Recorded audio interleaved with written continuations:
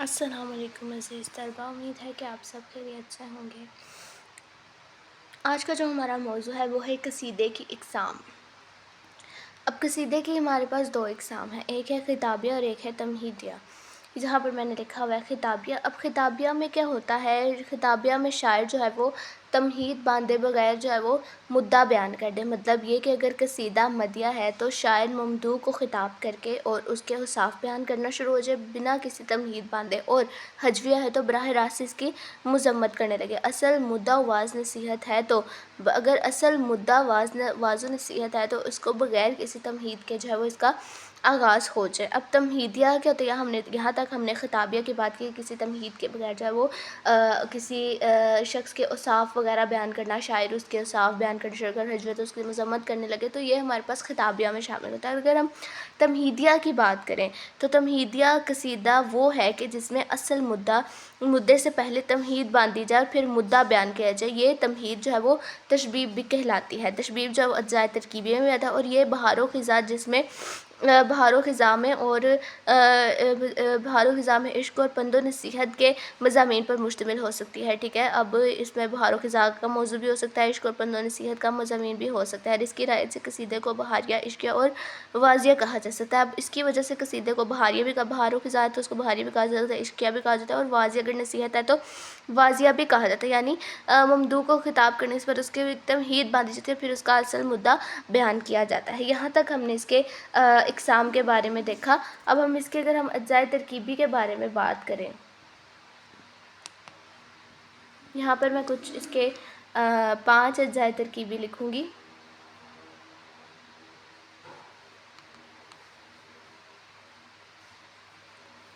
قصیدے کے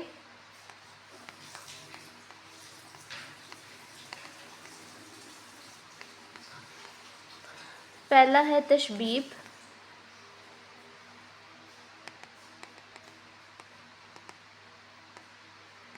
دوسرا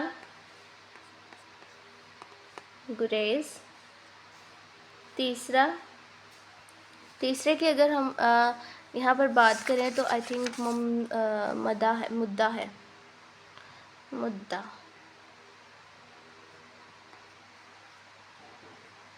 چوتھا ہے حسن طلب، پانچواں دعائیہ۔ سب سے پہلے ہم تشبیب کی بات کریں گے کہ تشبیب میں جو ہے وہ شاعر کیا کہتا ہے اور کس چیز کے بارے میں جو ہے وہ قصیدے کے لیے بیان کرتا ہے۔ تشبیب کی بات کریں، اب نہ صرف اردو بلکہ عربی اور فارسی میں بھی تمہیدیہ قصائد کا رواج ہے، ٹھیک ہے۔ اردو میں نہیں بلکہ عربی اور فارسی زبان میں بھی یہ رائج ہے، یعنی قصیدہ نگار جو ہے مداح یا ہجو کرنے سے پہلے تمہید باندھتا ہے، پھر اصل مدعا بیان کرتا ہے۔ قصیدے کے 5 اجزائے ترکیب، جس میں سب سے پہلے تشبیب ہے۔ تشبیب جو ہے وہ قصیدے کی تمہید کو ہی تشبیب کہتے ہیں۔ سب سے اہم بات جو میں آپ سے کرنے جا رہی ہوں وہ قصیدے کے بارے میں ہے، وہ قصیدے کے بارے میں یہ ہے کہ قصیدے کی تمہید کو ہی کیا کہتے ہیں، تشبیب، ٹھیک ہے۔ قصیدے کی تمہید کو ہی تشبیب کہتے ہیں، ٹھیک ہے۔ اب تشبیب جو ہے وہ قصیدے کا پہلا حصہ کہلاتا ہے، جس میں شاعر جو ہے وہ عشق و رنگینی کی باتیں، ٹھیک ہے۔ اب تشبیب جو ہے وہ قصیدے کا پہلا حصہ کہلاتا ہے، جس میں شاعر جو ہے وہ عشق و رنگینی کی باتیں، شباب جوانی کے قصے اور فضا کی رنگینی کا جو ہے وہ حال بیان کرتا ہے، ٹھیک ہے۔ اب ہمارے پاس جو قصیدہ ہے وہ قصیدے کی جو تمہید ہے اس کو تشبیب بھی کہتے ہیں۔ اب تشبیب قصیدے کا جو ہے وہ پہلا حصہ ہے، جس میں شاعر جب عشق و رنگینی کی باتیں اور شباب و جوانی کے قصے اور فضا کی رنگینی کا جو ہے وہ اس کے اندر حال بیان کرتا ہے۔ اب گریز ہے دوسرا، گریز کی اگر ہم بات کریں، ٹھیک ہے، یہاں پر تم نے بات کر لی کہ اس کا پہلا حصہ عشق و جوانی کی بات، شباب اور فضا کا موسم، اس کی بات ہے، ٹھیک ہے نا، پہلا حصہ تمہید بھی کہلاتا ہے۔ اب گریز کیا ہے، اب تشبیب کے بعد قصیدے کا جو منزل آتی ہے وہ ہے کون سی، یہاں پر سیکنڈ پوائنٹ میں نے یہاں پر لکھا ہے گریز۔ ٹھیک ہے، اب گریز کی یہ خوبی قرار دی گئی ہے تشبیب کے بعد ممدوح کا ذکر نہایت ہی فطری ہے۔ اب جب ہم نے ایک تشبیب دے دی کہ ہمارے پاس ایک موضوع آ گیا، اس کے بعد ہم نے ممدوح بھی ایک فطری عمل ہے، یہ ہم نے ممدوح کو بھی ظاہر کرنا ہے کہ ممدوح کا ذکر بھی نہایت ہی فطری اور موضوع طریقے سے کیا جائے، یعنی بیان میں ایک فطری، اب جو وہ بیان کر رہا ہے اس میں ایک فطری مناسبت ہو، تسلسل ہو اور ربط قائم ہو، ٹھیک ہے، ان کے درمیان ایک فطری تسلسل، مناسبت اور ربط کا جو ہے وہ قائم ہونا انتہائی ضروری ہے۔ ٹھیک ہے، یہاں پر ہمارے پاس گریز بھی آ گیا کہ ممدوح کا ذکر نہایت فطری اور موضوع طریقے سے بیان کیا جائے، یعنی بیان میں جو ہے وہ ایک فطری مناسبت، تسلسل اور ربط قائم ہو۔ ٹھیک ہے، اس کے بعد مدح بولتے ہیں کسی کی بھی تعریف۔ اب قصیدے کا جو بنیادی مقصد ہے، جیسے ہم بات کریں تو قصیدے میں ہم مدح کرتے ہیں کسی کی خوبی بیان کرنا۔ تو جب ہم عربی میں خاص طور پہ جب قصیدہ لکھتے تھے شاعر، تو وہ پہلے اس کے بارے میں جانتے تھے، اس کی خوبیوں کے بارے میں جانتے، اس کے لیے بہت ساری معلومات اکٹھی کرتے تھے، پھر جا کے اس کے بارے میں ممدوح کرتے تھے، قصیدہ لکھتے تھے۔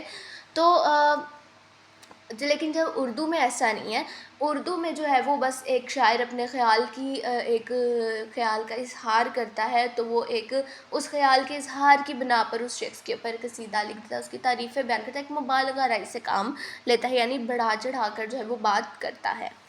حسن طلب میں کیا ہوتا ہے، اس حصے میں شاعر اپنا مقصد بیان کرتا ہے۔ ٹھیک ہے، اب شاعر جو ہے وہ حسن طلب میں اس قصیدے کو لکھنے کا مقصد بیان کرتا ہے کہ اس کا لکھنے کا مقصد کیا تھا اس قصیدے کو۔ ٹھیک ہے، اب اس کے لیے شاعر کو ایسی سحر بیانی یا افسوس کاری سے کام لینا پڑتا ہے کہ ممدوح کی طبیعت پر گراں نہ گزرے، مطلب اسے ایک ایسی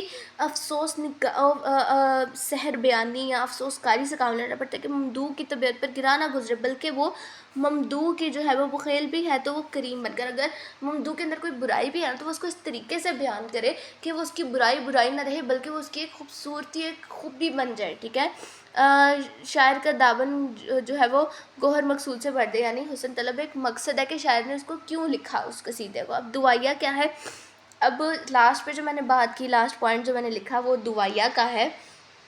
دعائیہ میں کیا ہوتا ہے، قصیدے کا یہ آخری حصہ ہے دعائیہ۔ ٹھیک ہے، اب اس میں ممدوح کو بلند اقبال اور درازی عمر کی دعا دی، مطلب اس کو دعا دی جاتی ہے کہ تم ہزاروں سال جیو۔ ٹھیک ہے، اس کی میں کچھ مثالیں بھی آگے دوں گی قصیدے کے بارے میں، ٹھیک ہے، جس میں ہم دیکھیں گے کہ کہاں حسن طلب کا استعمال ہو رہا ہے، کہاں مداح کا استعمال، کہاں گریزر، کہاں تشبیب اور کہاں دعائیہ آخر پہ استعمال ہو رہا ہے۔ بعض اوقات شاعر اپنی اچھی یا بری حالت ظاہر کرتا ہے، مطلب قصیدے میں اکثر وہ اچھی یا بری حالت کو بھی ظاہر کرتا ہے۔ ٹھیک ہے، دعا کے ذریعے قصیدے کو اپنا صلہ بھی طلب کرتا ہے۔ ٹھیک ہے، اب دعا کے ذریعے سے قصیدہ کو اپنا جو وہ صلہ بھی طلب کرتا ہے۔ دعا قصیدے میں نازک مقام اور قصیدے کی کامیابی کا انحصار زیادہ تر دعا پر ہی ہوتا ہے کہ قصیدے کے اندر دعا جتنی مضبوط ہوگی قصیدہ اتنا ہی کامیاب ہوگا۔ ٹھیک ہے، اس کے بعد قصیدے کے اندر مقطع میں شاعر اپنا تخلص، یعنی مقطع کے اندر اور ایسے ہی ہے کہ شاعر اپنا تخلص استعمال کرتا ہے۔ ٹھیک ہے، اس کے بعد ہے جب قصیدے میں کسی بھی شخصیت کی مداثر خوبی بیان کی ہو تو اسے مدحب قصیدہ کہا جاتا ہے، اور جب کسی شخص کی یا حالت حاضر کی برائی ہو، جب کسی کی وہ مداحیہ قصیدہ ہوتا ہے، اسے مدیحہ قصیدہ بولتے ہیں، اس کے اندر شاعر جو ہے وہ اس کی خوبی بیان کر رہا ہوتا ہے، ٹھیک ہے، اس شخص کی۔ لیکن اس کے بعد اگر ہم قصیدے کے اندر اگر کسی شخص کی شاعر برائی بیان کر رہے ہیں، اس کی بری عادت کو بیان کر رہا ہے، تو وہ اس کے اندر ہجویہ کہلائے گا، ٹھیک ہے نا، ہجویہ قصیدہ کہلائے گا۔ اچھا، اب یہ ہم بات کرتے ہیں کہ سودا کا جو قصیدہ ہے، در ہجو میر زاہکیاں تضحیک روزگار، ہجویہ قصیدے کی مثال ہے۔ ٹھیک ہے، اب اللہ تعالیٰ کی شان میں جو قصیدہ کہا جاتا ہے اسے حمدیہ قصیدہ کہتے ہیں، اب رسول وسلم کی تعریف میں جو قصیدہ کہا جاتا ہے اسے نعتیہ قصیدہ کہتے ہیں، اور صحابہ کرام بزرگان دین کی مداح میں جو قصیدے کہے جاتے ہیں انہیں منقبت کہا جاتا ہے۔ یہاں پر ہم مدیحہ قصیدے کی اگر ہم بات کریں تو مدیحہ قصیدہ وہ قصیدہ جس کے اندر شاعر جو ہے وہ خوبی بیان کرتا ہے۔ اس میں یہ ہے کہ سب سے پہلے میں سودا کا قصیدہ یہاں پر آپ کے سامنے پیش نظر رکھوں گی۔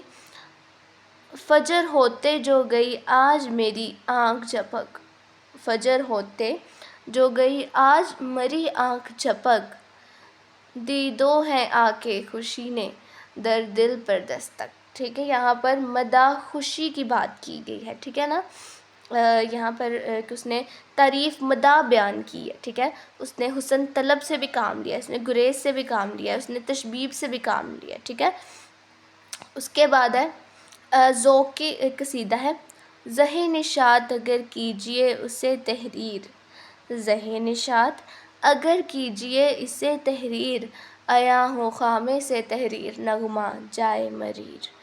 ٹھیک ہے، یہاں پر ذوق نے جو ہے وہ تھوڑا سا مبالغہ رائی سے بھی کام لیا. ٹھیک ہے، اور اس نے اپنی کیفیت کو بیان کیا. ٹھیک ہے، اپنی کیفیت کو بیان کیا قصیدے کے اندر. اس کے بعد ہے نعتیہ قصیدے کی مثال. اگر بات کریں تو ذوق کا قصیدہ ہے نعتیہ قصیدہ جس میں آپ صلی اللہ علیہ وسلم کی تعریف بیان کی گئی ہو. شاہاں جمال و حسن کے تیرے کہوں میں وصف کیا، شاہاں جمال و حسن کے تیرے کہوں میں وصف کیا، ظاہر میں تو ذل خدا باطن میں تو نور خدا، جلوہ تیرے دیدار کا ہے اس قدر فرحت فزا، جلوہ تیرے دیدار کا ہے اس قدر فرحت فزا، حسن مقدس کو تیرے جس نے کہہ دیکھا ہے کیا. صلی اللہ علیہ صلی اللہ علیہ صلی اللہ علیہ. یہاں پر آپ صلی اللہ علیہ وسلم کی شان بیان کیا ہے، اس نے ایک تعریف بیان کیا آپ صلی اللہ علیہ وسلم کی شان ہے. اس میں مداح سرائی سے بھی کام لیا، اس میں حسن طلب سے بھی کام لیا ہے. ٹھیک ہے، اس کے اندر گریز بھی ہے اور تشبیب سے بھی کام لیا ہے. ٹھیک ہے، ذوق نے. اس کے بعد سودا کا اگر ہم ہجویہ قصیدے کی بات کریں جو اس کے اندر کسی کی برائی بیان کی گئی ہو. ٹھیک ہے چراغ جب سے ابلگ ایام پر سوار، رکھتا نہیں ہے دست انا کا بے قرار. یہاں پر اس نے جیسے جیسے کسی کی برائی بیان کرنا تو اس سے کام لیا. اب اردو میں قصیدہ نگاری کی روایت کی اگر ہم بات کریں تو اردو میں قصیدہ نگاری کا آغاز جو ہے وہ محمد کلی قطب شاہ کے قصیدوں سے ہوتا ہے. محمد کلی قطب شاہ کے قصیدے سے جو ہے وہ اردو میں قصیدہ نگاری کا آغاز ہوتا ہے. ٹھیک ہے، یہ آپ نے نام یاد رکھنا ہے، محمد کلی قطب شاہ. اب نصرت دکن کے سب سے ممتاز قصیدہ گو شاعر ہیں. ٹھیک ہے، اب نصرتی جو ہے وہ دکن کے سب سے ممتاز سب سے افضل قصیدہ گو شاعر ہیں. شمالی ہند میں سودا نے اس سن کی بنیادیں مضبوط کی. اب شمالی ہند میں جو وہ سودا نے قصیدے کی سن مضبوط کی. انہوں نے مشکل زمینوں میں قصیدے لکھے. ٹھیک ہے، جن سے ان کی قدرت کلامی کا جو ہے وہ پتہ چلا، یعنی ان کی مہارت اور ان کی قابلیت کا جو ہے وہ پتہ چلا. ٹھیک ہے، اب شوکت الفاظ بلند آہنگی زبان پر قدرت تخیل کی بلندی اور مبالغہ آرائی ان کے قصیدوں کی نمایاں خصوصیات ہیں. ٹھیک ہے، ان کے قصیدوں کی جو ہے وہ نمایاں خصوصیات تھی. اب انشا کی اگر ہم بات کریں تو انشا نے بھی قصائد میں جو ہے وہ عربی ہندی اور فارسی الفاظ کا استعمال بڑی برجستگی کے ساتھ کیا ہے. ان کے قصائد میں علم و حکمت کے مضامین کثرت سے ملتے ہیں. اب اردو قصیدہ نگاری میں سودا کے بعد دوسرا ممتاز نام جو ہے وہ ذوق کا آتا ہے. ٹھیک ہے، اس کے بعد انہیں مختلف علوم میں غیر معمولی مہارت جو ہے وہ انہیں حاصل تھی. ان علوم کی اصطلاحات کو ذوق نے اپنے قصیدوں میں بڑی خوبی کے ساتھ استعمال کیا. ان میں زور بیان بھی ہے اور تخیل کی بلندی بھی. اب جب غالب کے قصیدے کی اگر ہم بات کریں تو غالب کے قصیدے بھی جدت رازی کا جو ہے وہ اعلیٰ نمونہ ہے. مومن نے نواب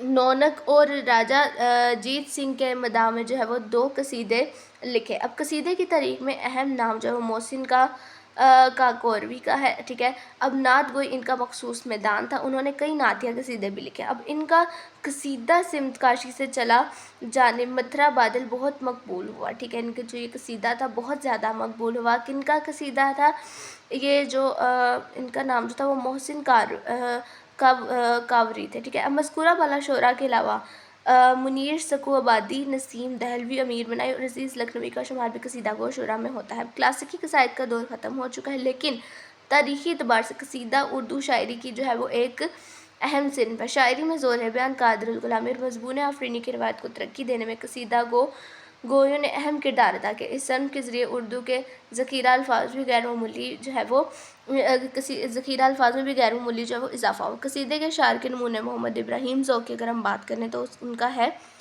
یوں کرسی زر پر ہے تیری جلوہ نمائی، جس طرح سے مصحف ہو سر رحل تلائی، دکھتا ہے تو وہ دستک سخا سامنے جس کے، ہے بحر بھی کشتی با کف از بحر گدائی. ٹھیک ہے، یہاں پر قصیدے کے جو ہے وہ کچھ میں نے اشعار آپ کے سامنے ملاحظہ کیے. اس کے بعد مرزا محمد رفیع سودا ہے. ذوق اور سودا جو ہے وہ بہت ہی زبردست اور بہت ہی اعلیٰ پائے کے جو تھے وہ قصیدہ گو شاعر تھے. اب یہاں پر مرزا محمد رفیع سودا کا ایک قصیدہ ہے عجب نادان ہے وہ جن کو عجب تاج سلطانی، فلک بادل ہما کو پل میں سونپے ہے مگس رانی، نہیں معلوم اس نے خاک میں کیا تھا ملا دیکھا، کہ چشم نقش پا سے تا عدم نکلی نہ خیرانی۔ ہماری آہ تیرا دل نہ نرم کر دے تو یا قسمت، ورنہ دیکھ آئینے کو پھر ہو گئے پانی۔ یہاں پر شاعر نے مبالغہ رائی سے بھی کام لیا، اور یہاں پر انہوں نے بہت ہی دلچسپ انداز میں اپنے شعر کو جو ہے وہ شوکت الفاظ میں، بلند آہنگی میں، زبان پر قدرت رکھتے ہوئے جو ہے وہ بیان کیا ہے۔ امید ہے کہ آپ کو میرے قصیدے کے لیکچر کی سمجھ آئی ہوگی۔ اگلے لیکچر میں انشاءاللہ میں آپ کے ساتھ ضرور حاضر ہوں گی مرزا محمد رفیع سودا کی حالات زندگی اور قصیدے کے ساتھ۔ آج کے لیے اتنا ہی، دعاؤں میں یاد رکھیے گا۔ اللہ حافظ۔